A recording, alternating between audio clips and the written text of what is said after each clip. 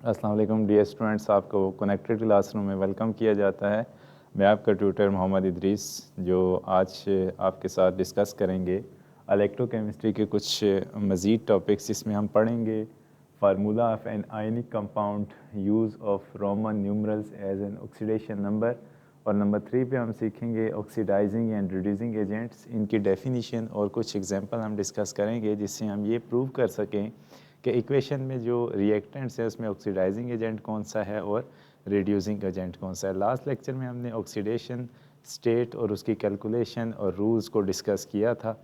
उसी के साथ हम मज़ीद आगे बढ़ेंगे। सबसे पहले आयनिक कंपाउंड क्या होता है और इसको हम फार्मूला इसका कैसे लिख सकते हैं। कुछ आपके कोर्स का हिस्सा हैं, 2-3 फार्मूलाज जो हम यहाँ पे डिस्कस करेंगे कि वो फार्मूलाज बनाए कैसे जाते हैं। तो सबसे पहला जो टॉपिक है formulation of an ionic compound, जो फार्मूला कैसे डेवलप किया जाता है। तो नंबर 1 पे आएंगे, formula of an ionic compound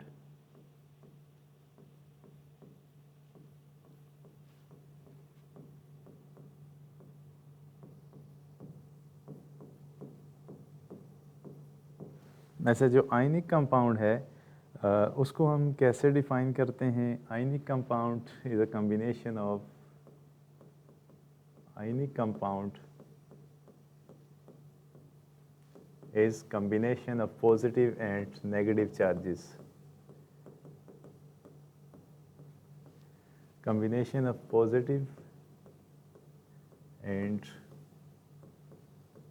negative charges.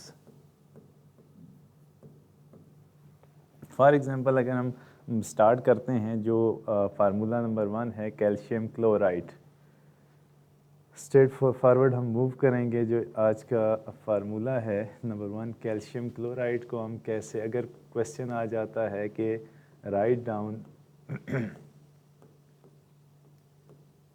Chemical formula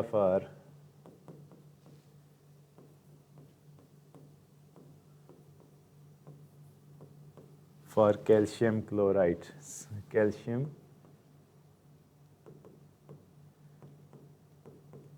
chloride, सबसे पहले इसके स्टेप्स भी हैं। स्टेप्स में आपने क्या याद रखना है कि स्टेप नंबर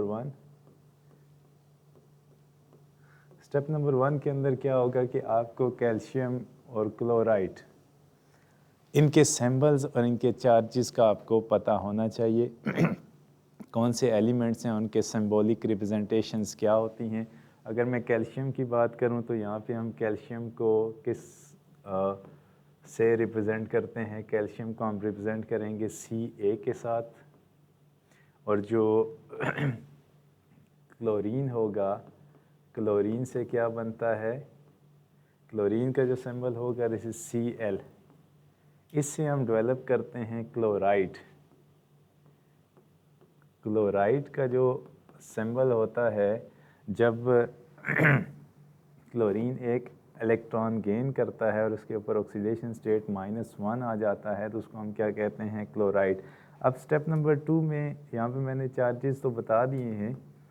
स्टेप नंबर 2 में आपने चार्जेस को आइडेंटिफाई करना होता है। जैसे कैल्शियम है तो कैल्शियम के ऊपर चार्ज कितना होगा, Ca2 पॉजिटिव चार्ज होता है। कैल्शियम ग्रुप 2 का एलिमेंट है तो इसका ऑक्सीडेशन स्टेट +2 होगा, जबकि क्लोरीन ग्रुप 7 से बिलोंग करता है। इसके आउटरमोस्ट शेल के अंदर 7 इलेक्ट्रॉन है, तो ये 1 इलेक्ट्रॉन गेन करके कौन सा ऑक्सीडेशन स्टेट कैरी करेगा, -1। अब जो स्टेप 3 है, इन चार्जेस को आपने कंबाइन करना है। स्टेप 3 के अंदर स्टेप 3 में आ जाएंगे तो कैल्शियम का जो चार्ज है, इसको मैं लिख रहा हूँ +2, और जो दूसरा है क्लोराइड Cl1-। अब आप गौर से अगर देखें तो ये जो चार्ज है 1-, ये कहाँ जाना चाहिए, इस क्लोरीन के साथ, कैल्शियम के साथ सॉरी, और जो C2+ चार्ज है वो कहाँ जाना चाहिए, यहाँ पे नीचे। इन दोनों को अगर हम कंबाइन करते हैं तो ये फार्मूला जो जनरेट होगा, इसका फार्मूला क्या जनरेट होगा,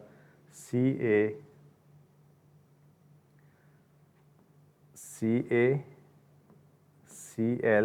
जो कैल्शियम का ऑक्सीडेशन स्टेट है वो किसके साथ आ जाएगा, क्लोरीन के साथ। तो ये क्योंकि यहाँ पे क्लोरीन नेगेटिव फॉर्म में है तो इसको हम क्या पढ़ेंगे, क्लोराइड। इस पूरे फार्मूले का जो केमिकल नेम बनेगा, दिस इज कैल्शियम क्लोराइड। ठीक है, तो ये स्टेप के साथ मैंने आपको समझाया कि स्टेप नंबर 1 में आप क्या करेंगे, इनके सिंबल्स को आप आइडेंटिफाई करेंगे कि इस फार्मूले के अंदर जो दो एलिमेंट शामिल हैं इनके सिंबल्स क्या हो सकते हैं। नेक्स्ट स्टेप के अंदर इनकी ऑक्सीडेशन स्टेट्स क्या हो सकती हैं। फिर उन दो आइंस को, एक बन जाएगा कैटाइन और दूसरा होगा एनाइन, इन दोनों को आपने कंबाइन करना है। एक का ऑक्सीडेशन स्टेट दूसरे के साथ चला जाएगा, दूसरे का ऑक्सीडेशन स्टेट पहले के साथ जाके एक केमिकल फार्मूला डेवलप होगा। अब हम दूसरे की तरफ जाते हैं, नेक्स्ट फार्मूले की तरफ। नेक्स्ट में है दूसरा फार्मूला जो हम यहाँ पे डेवलप करेंगे, दिस इज मैग्नीशियम ऑक्साइड।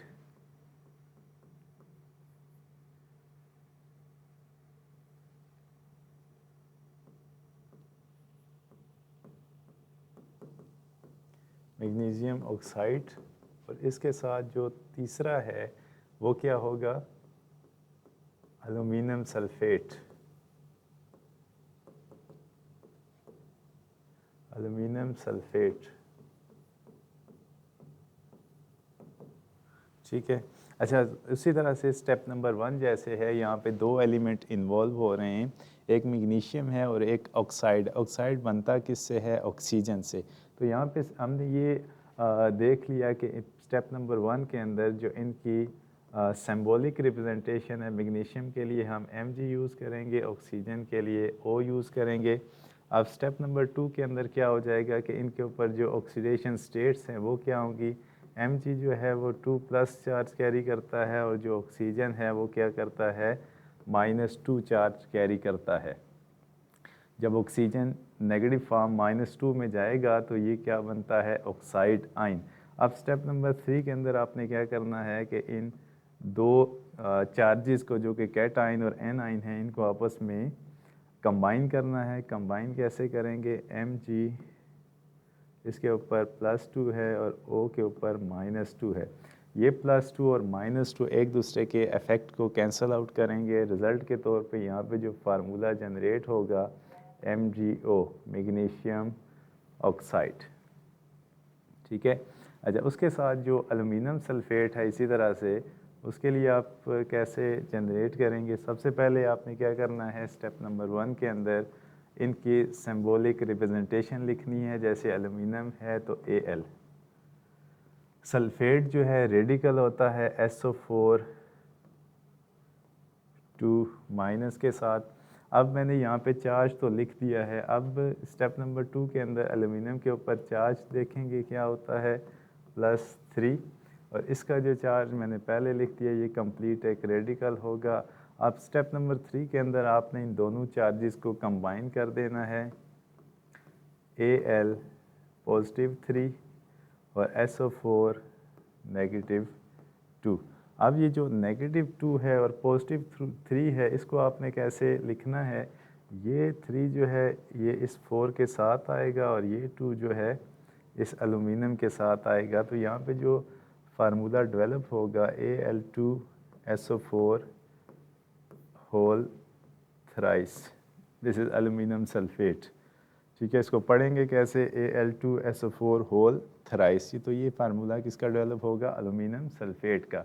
तो ये मैंने आपको 3 फार्मूले सिखाए हैं, जिसमें पहला जो था वो कैल्शियम क्लोराइड का था, उसके बाद मैग्नीशियम ऑक्साइड, और तीसरा जो है वो एल्यूमिनियम सल्फेट का है। ये मैंने आपको बताया कि पेपर में क्वेश्चन कैसे आ सकता है कि write down the formula of magnesium oxide, aluminium sulphate और कैल्शियम क्लोराइड। ये तीनों जो स्पीशीज़ हैं ये आयनिक कंपाउंड हैं। ये ज़ाहिर भी हो रहा है कि यहाँ पे जो पॉजिटिव और नेगेटिव चार्जेस मौजूद हैं, ऐसे कंपाउंड जिनमें पॉजिटिव और नेगेटिव चार्जेस मौजूद होते हैं इनको हम क्या कहते हैं, आयनिक सब्सटेंसेस, आयनिक कंपाउंड। अब जो नेक्स्ट चीज़ है उसमें हम न्यूमरल्स की बात, न्यूमरल्स सीखेंगे कि फार्मूला के अंदर जब हम नोमेनक्लेचर कर रहे होते हैं आयनिक कंपाउंड का, तो उसमें हम न्यूमरल्स को कैसे ऐड करते हैं। ये जो बात हमने सीखी फार्मूला ऑफ आयनिक कंपाउंड, जिसमें एग्जांपल थी कैल्शियम क्लोराइड का फार्मूला हम कैसे बना सकते हैं, इसको मैंने स्टेप के साथ आपके साथ शेयर किया कि इसमें पहले आपने चार्जेस को देखना है, सिंबल्स के बाद चार्जेस को देखना है, चार्जेस को आपस में कंबाइन कैसे करेंगे, फार्मूला आपका डेवलप हो जाएगा। उसके बाद जो use of Roman numerals as an oxidation number, यहाँ पे कुछ एग्जांपल्स दी गई हैं। सबसे पहले आपको ये अंडरस्टैंड होना चाहिए कि रोमन न्यूमरल्स हम किसे कहते हैं, रोमन नंबर्स कौन से होते हैं, 1 2 3 रोमन में कैसे लिखी जाती है। उसके बाद कुछ फार्मूलाज दिए गए हैं, रोमन नंबर किसके लिए हम लिखते हैं एज ऑक्सीडेशन स्टेट। तो इसका मतलब है कि सबसे पहले आपको उस मॉलिक्यूल के अंदर जो मेटल होगा उसका ऑक्सीडेशन स्टेट आपको पता होना चाहिए। तो यहाँ पे हम जो बात सीखेंगे, use of Roman numerals as oxidation state.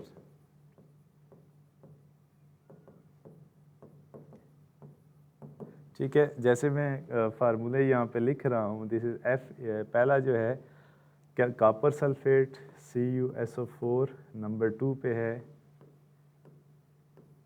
FeCl2 ferrous chloride, और तीसरा जो है FeCl3 फेरिक क्लोराइड।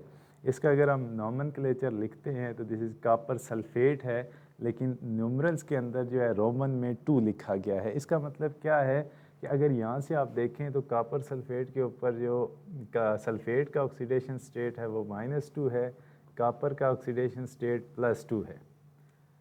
तो इसका मतलब है कि जब हम ये नॉमेनक्लेचर इसका लिखेंगे तो क्या लिखेंगे, कॉपर। अब जो रोमन में हम चीज़ लिख रहे हैं वो क्या है, 2, कॉपर 2 सल्फेट।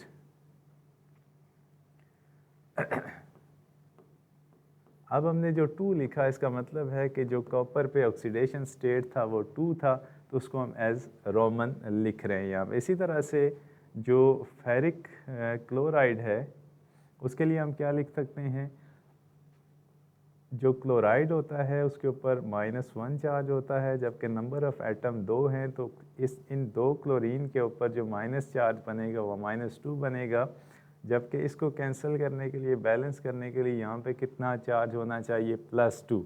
तो इसका मतलब है कि यहाँ पे जो आयरन का ऑक्सीडेशन स्टेट है वो +2 है, तो इसको हम क्या लिखेंगे, iron 2 chloride.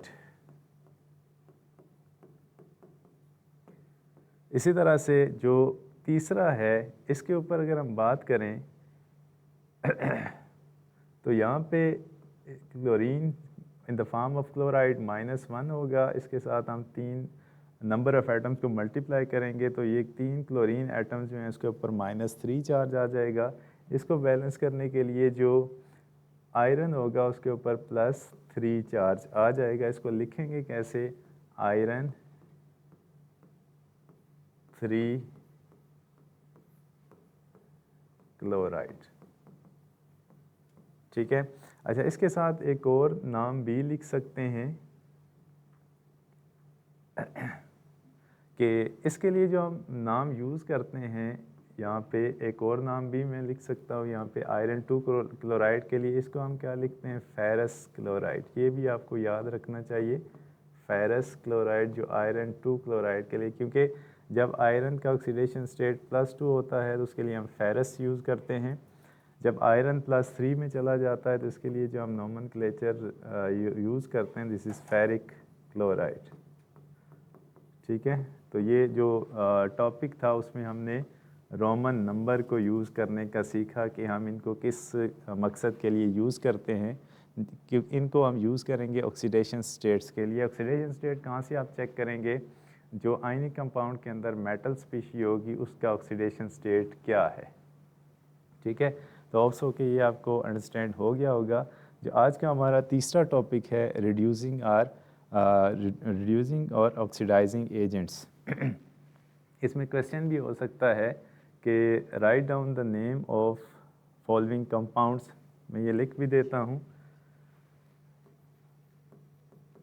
Write down the name of following compounds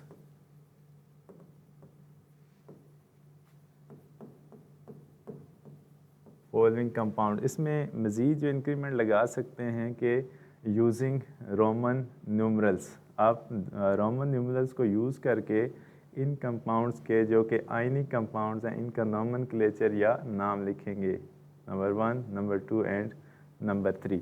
इसके अलावा भी क्वेश्चन आ सकता है, लेकिन ये एज अ स्पेसिमेन आपको समझाने के लिए है कि आप कोई भी फार्मूला आ जाता है तो आपने मेटल का ऑक्सीडेशन स्टेट कैसे कैलकुलेट करना है, ये लास्ट लेक्चर में हम तफसीली पढ़ भी चुके हैं।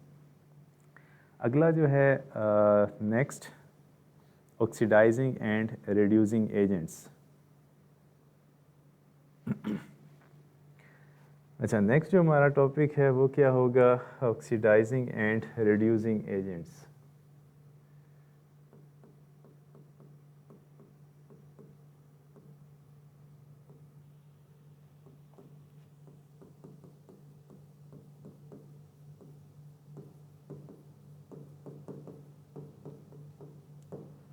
अच्छा, सबसे पहले हम डिफ़ाइन करेंगे ऑक्सीडाइजिंग एजेंट्स को।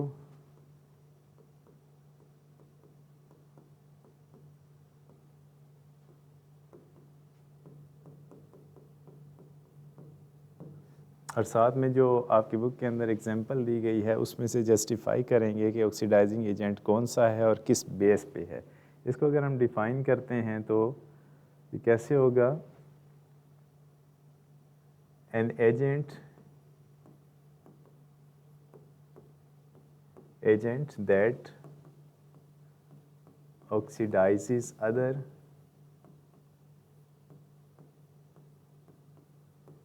other reactant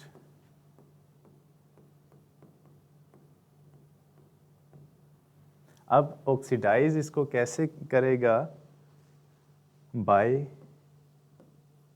अब ऑक्सीडेशन हमने पढ़ी थी कि ऑक्सीडेशन कैसे होती है। अगर ये ऑक्सीडाइजिंग एजेंट है दूसरे को ऑक्सीडाइज कर रहा है तो मतलब क्या होगा कि उसके इलेक्ट्रॉन को रिमूव करेगा बाय रिमूविंग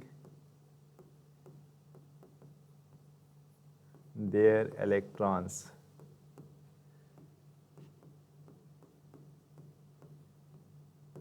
ठीक है, अब क्या होगा कि हम on the basis of electronic redox reaction को स्टडी कर रहे हैं कि ऐसा एजेंट, ऐसा रिएक्टेंट जब दूसरे के साथ रिएक्ट करे और उसके इलेक्ट्रॉन को निकाल दे तो ये क्या हो जाएगा, ऑक्सीडाइजिंग एजेंट। और इसके साथ खुद क्या होगा, एंड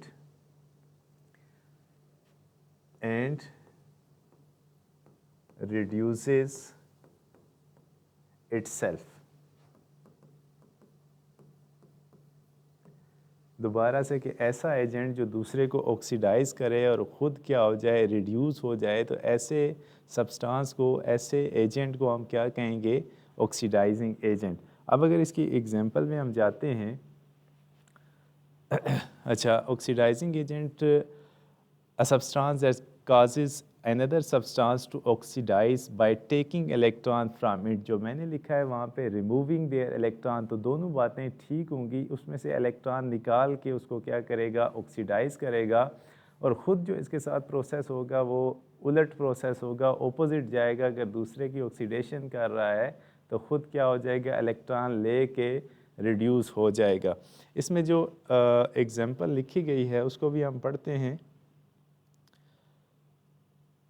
ये मैं पैराग्राफ आपके सामने पढ़ देता हूँ जो चीज़ इसमें लिखी गई है। Oxidising agent is a substance that causes another substance to oxidize by taking electron from it। It is often called an electron acceptor because it accept electron during a reaction। तो इस तरह एक नई बात यहाँ पे लिखी है कि इसको हम क्या कह सकते हैं, इलेक्ट्रॉन एक्सेप्टर भी कह सकते हैं कि ये उससे इलेक्ट्रॉन एक्सेप्ट करेगा। Oxidizing agents themselves are reduced in the process, they gain electron। Examples of common oxidizing agents: O2, hydrogen peroxide, chlorine and potassium permanganate। ठीक है, इसके एग्जांपल भी मैं यहाँ पे लिख देता हूँ। फॉर एग्जांपल जो आपकी बुक में मौजूद हैं, कॉमन जो हम ऑक्सीडाइजिंग एजेंट यूज़ करेंगे, इसमें जो पहला इसने लिखा है दिस इज़ O2, उसके बाद जो है Cl2 H2O hydrogen peroxide, Cl2 chlorine gas, और उसके बाद पोटाशियम परमैंगनेट है KMnO4। तो ये कुछ कॉमन ऑक्सीडाइजिंग एजेंट्स हैं जो कि हम यूज़ करते हैं। उसके बाद इसके साथ जो डेफिनीशन है दिस इज़ रिड्यूसिंग एजेंट्स।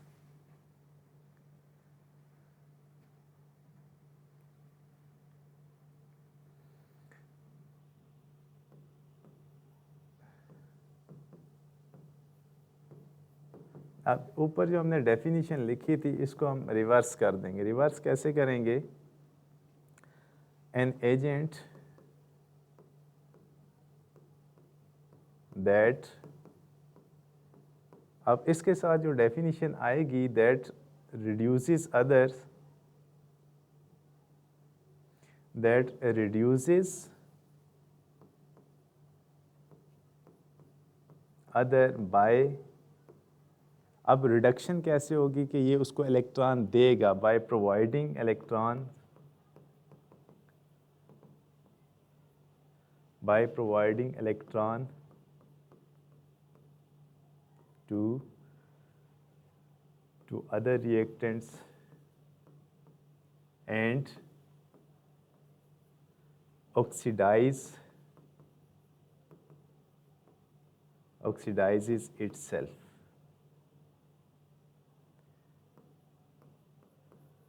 कि इसने इलेक्ट्रॉन तो दे दिए, दूसरे को रिड्यूस कर रहा है, जब ये इलेक्ट्रॉन निकालेगा तो ख़ुद क्या हो जाएगा? ऑक्सीडाइज हो जाएगा। तो ये दोनों प्रोसेस एक दूसरे के ऑपोजिट जा रहे होते हैं। अगर कोई एक एजेंट जो है रिएक्टेंट ऑक्सीडाइजिंग एजेंट काम कर रहा है तो वो दूसरे को ऑक्सीडाइज करके ख़ुद रिड्यूस हो जाएगा। ठीक है, तो इसके साथ जो कॉमन एग्जांपल्स हैं वो भी हम देख लेते हैं। इसकी जो एग्जांपल हम लिखेंगे, फॉर एग्जांपल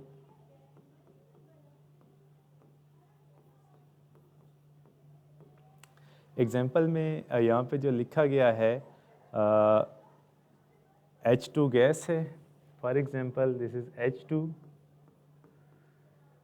और उसके साथ क्या हो जाएगी? जिंक और एलुमिनियम ETC यहाँ पे रिड्यूसिंग एजेंट्स हैं। अब यहाँ पे मैं एक चीज़ मज़ीद आपको सिखाऊंगा कि अगर कोई इक्वेशन आ जाती है तो उससे हम कैसे जस्टिफाई कर सकते हैं कि इसमें ऑक्सीडाइजिंग एजेंट कौन सा है और रिड्यूसिंग एजेंट कौन सा है। एक एग्जांपल आपकी बुक में लिखी गई है जिसमें सोडियम रिएक्ट कर रहा है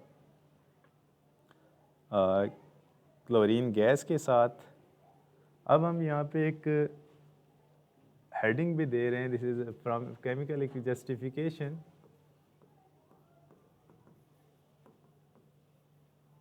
Justification of reducing and oxidizing agents।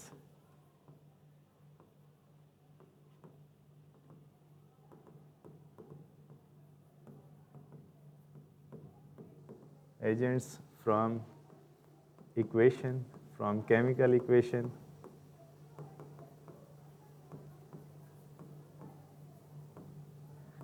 अब यहाँ पे जो इक्वेशन हमें दी गई है वो कौन सी है? Na plus Cl2 gives us NaCl, मतलब सोडियम क्लोरीन गैस के साथ जब रिएक्ट करेगा तो इससे सोडियम क्लोराइड जनरेट होगा। इस इक्वेशन को हम बैलेंस भी कर सकते हैं, 2 यहाँ पे लगाएंगे और 2 आप यहाँ पे लगाएंगे तो इक्वेशन बैलेंस हो जाएगी। अब सबसे पहले आपने ये करना है कि इन सब के ऊपर ऑक्सीडेशन स्टेट्स को आपने अलाट करना है।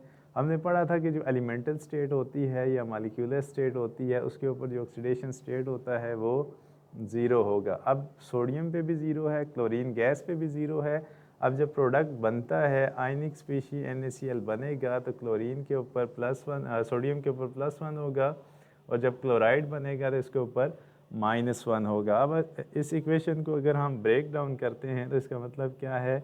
Na किस में जा रहा है? Na पॉजिटिव के अंदर,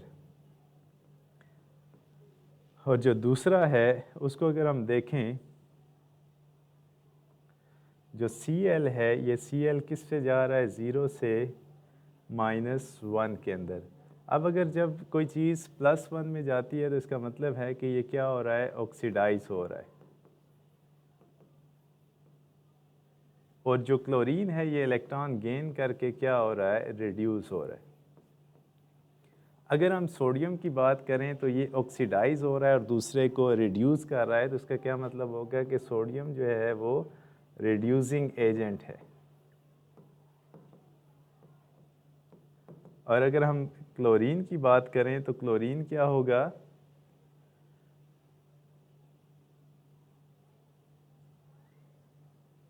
क्लोरीन जो है this is oxidising agent. Oxidising का क्या मतलब है कि ये दूसरे के इलेक्ट्रॉन्स को निकाल के उसको ऑक्सीडाइज कर रहा है, उसके इलेक्ट्रॉन्स को अपने अंदर ऐड करके ख़ुद क्या हो रहा है, रिड्यूस हो रहा है। तो ये इनके साथ जो प्रोसेस हो रहा होता है ये उसके ऑपोजिट बिहेव कर रहे होते हैं। तो ये एक एग्जांपल है जिसमें हमने ऑक्सीडाइजिंग या रिड्यूसिंग एजेंट को सीखा। उसके साथ एक हम एग्जांपल या सेल्फ चेक को करके इसको लेक्चर को वाइंड अप करते हैं। ये एग्जांपल यहाँ पे मौजूद है कि Na+Cl2 gives us NaCl। Na इस क्या होगा, रिड्यूसिंग एजेंट, जो आपको दूसरे बोर्ड पे नज़र भी आ रहा था। और जो Cl है वो क्या हो जाएगा, ऑक्सीडाइजिंग एजेंट। रीज़न भी मैंने यहाँ पे लिखी है कि ये क्यों हो रहे हैं। उसके बाद एक्टिविटी 7.1 को हम ड्रॉप करते हैं और आते हैं ज़रा, how can you identify oxidising and reducing agent in a chemical reaction. एक रिएक्शन आपको दिया गया है, उसमें आपने आइडेंटिफाई करना है कि कौन सा ऑक्सीडाइजिंग एजेंट है और कौन सा रिड्यूसिंग एजेंट है। सबसे पहले इस इक्वेशन को लिख लेते हैं और इसको ज़रा सॉल्व करने की कोशिश करते हैं।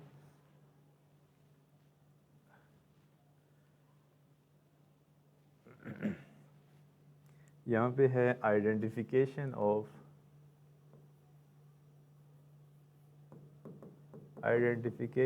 Of oxidising and reducing agent.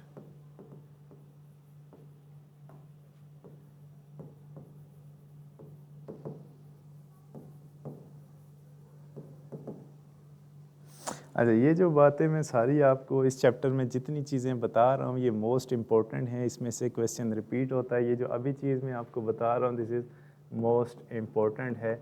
ये अगर आप कर लेते हैं तो आपके मुफ्त के नंबर हैं। जस्ट आपने इसमें ये बताना है कि कौन सा ऑक्सीडाइजिंग एजेंट है और कौन सा रिड्यूसिंग एजेंट है। इक्वेशन में आपके सामने लिखता हूँ, Fe2O3 plus CO carbon monoxide gives us Fe plus CO2। इसको आप बैलेंस भी कर सकते हैं। जो कोफिशिएंट्स लगे हुए हैं दिस इज़ 3, 2 एंड 3। सबसे पहले हम क्या करेंगे, इनका ऑक्सीडेशन स्टेट्स यहाँ पे मेंशन करेंगे। ऑक्सीडेशन स्टेट मेंशन सबसे पहले स्टार्ट करते हैं ऑक्सीजन के साथ। एक ऑक्सीजन के ऊपर जो ऑक्सीडेशन स्टेट होता है -2, नंबर ऑफ़ एटम्स कितने हैं 3, तो टोटल कितना हो जाएगा यहाँ पे 6। अब जो आयरन है, आयरन के नंबर ऑफ़ एटम्स कितने हैं 2, और इसके ऊपर ऑक्सीडेशन स्टेट कितना होना चाहिए +3, +6 और -6 क्या हो जाएंगे यहाँ पे बैलेंस्ड हो जाएंगे। अब जो कार्बन मोनोऑक्साइड है इसमें ऑक्सीजन कितने पे है -2 पे और कार्बन कितने पे है +2 पे। दोनों का जो सम हो जाएगा वो 0 हो जाएगा। हमने पढ़ा था कि न्यूट्रल मॉलिक्यूल या कंपाउंड का जो टोटल सम होता है वो 0 को इक्वल आता है। +6 -6 0, +2 -2 0। जब एलिमेंटल स्टेट आ जाती है तो उसमें हम क्या करते हैं, ऑक्सीडेशन स्टेट 0 हो जाता है। जबकि यहाँ पे अगर देखें तो नंबर ऑफ़ एटम्स 2 हैं, ऑक्सीडेशन स्टेट -2 है, टोटल कितना हो गया 4।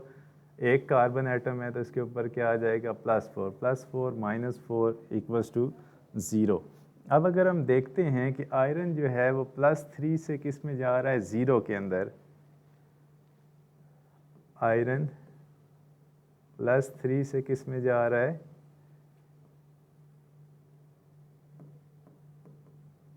0 के अंदर। इसका मतलब है कि यहाँ पे हम क्या करना चाह रहे हैं, इसमें जो आप 0 में कब जाएंगे, जब इस साइड पे आप 3 इलेक्ट्रॉन ऐड करेंगे। इसका मतलब क्या हुआ कि आयरन के अंदर इलेक्ट्रॉन ऐड हो रहे हैं तो ये ज़ीरो में जा रहा है। जब किसी स्पीशी के अंदर इलेक्ट्रॉन ऐड होते हैं तो इसका मतलब है कि उस स्पीशी की क्या होती है, रिडक्शन होती है। अब आयरन किस में है, आयरन ऑक्साइड के अंदर है, तो इसका मतलब है Fe2O3, इसकी क्या होगी, यहाँ पे हम लिखते हैं रिडक्शन। क्यों हो रही है कि इस स्पीशी के अंदर इलेक्ट्रॉन ऐड हो रहे हैं। ठीक है, अगर आप टोटल चार्ज के साथ भी जाते हैं तो टोटल +6 है, आप फिर +6 लिखेंगे और total number of electron 6 add करेंगे तो ये क्या हो जाएगा, तब भी वही केस आता है। आप 3 के साथ जाते हैं तो भी सेम सिचुएशन आती है, रिडक्शन ही होगी। उसके बाद जो दूसरा केस है CO2, C जो है कार्बन +2 से किस में जा रहा है, +4 के अंदर जा रहा है। इसका क्या मतलब हुआ कि ऑक्सीडेशन स्टेट इंक्रीज हो रहा है, +2 से हम +4 में जा रहे हैं, तो हम यहाँ पे क्या कर रहे हैं, 2 इलेक्ट्रॉन यहाँ पे रिमूव हो रहे हैं मज़ीद। जब किसी स्पीशीज़ से इलेक्ट्रॉन रिमूव होते हैं तो इसका क्या मतलब होगा, यहाँ पे इस चीज़ की ऑक्सीडेशन हो रही है। ठीक है, इसको थोड़ा सा मज़ीद देखते हैं। इसका क्या मतलब हुआ कि कार्बन किस एलिमेंट में है, कंपाउंड के अंदर है, CO के अंदर है, तो CO की क्या होगी, ऑक्सीडेशन। अब आप खुद अंदाज़ा लगा सकते हैं कि ऐसा कंपाउंड, ऐसी स्पीशीज जिसकी रिडक्शन हो रही है, जो दूसरे को रिड्यूस कर रहा होता है, वो क्या हो जाएगा, रिड्यूसिंग ऑक्सीडाइजिंग एजेंट। खुद उसकी रिडक्शन हो रही है तो इसका मतलब क्या है कि ये ऑपोजिट में जाएगा, ऑक्सीडाइजिंग एजेंट हो जाएगा। तो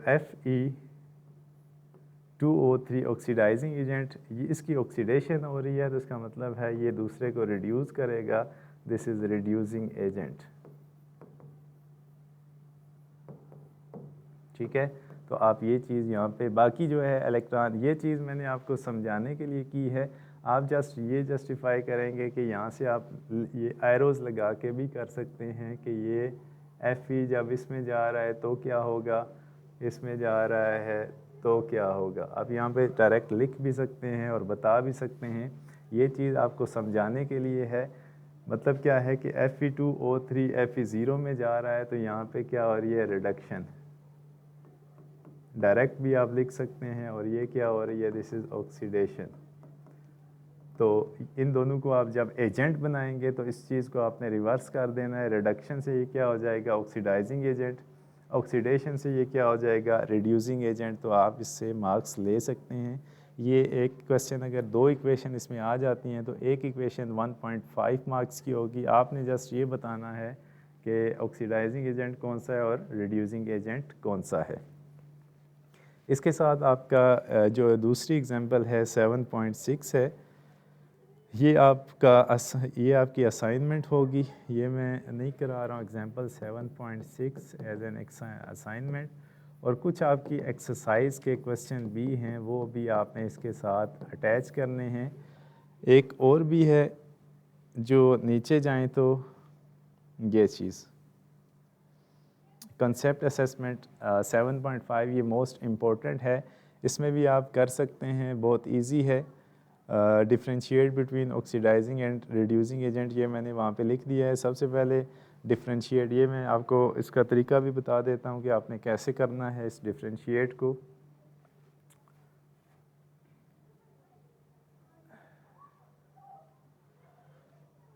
सेल्फ असेसमेंट 7.5,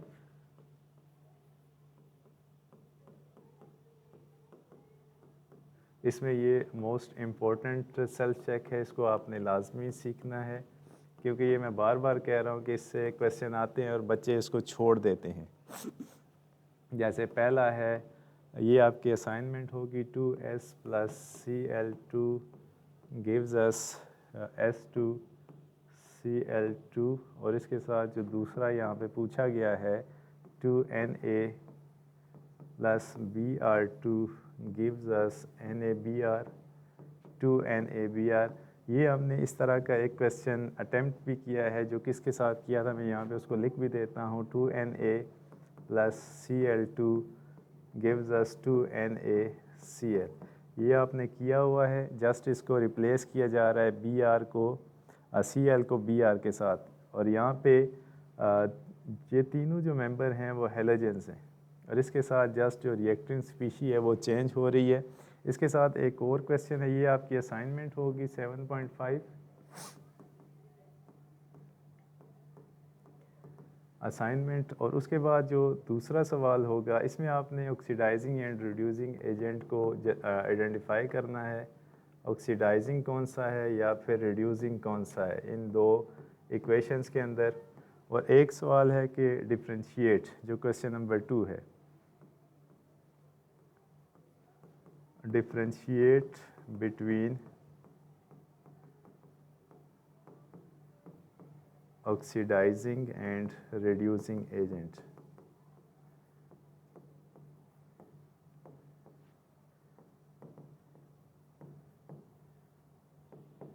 इसमें आपने लिखना कैसे है कि सबसे पहले जो पॉइंट्स आप लिखेंगे वो मैं आपको बता देता हूँ। पहला पॉइंट जो होना चाहिए वो डेफिनेशन का होना चाहिए।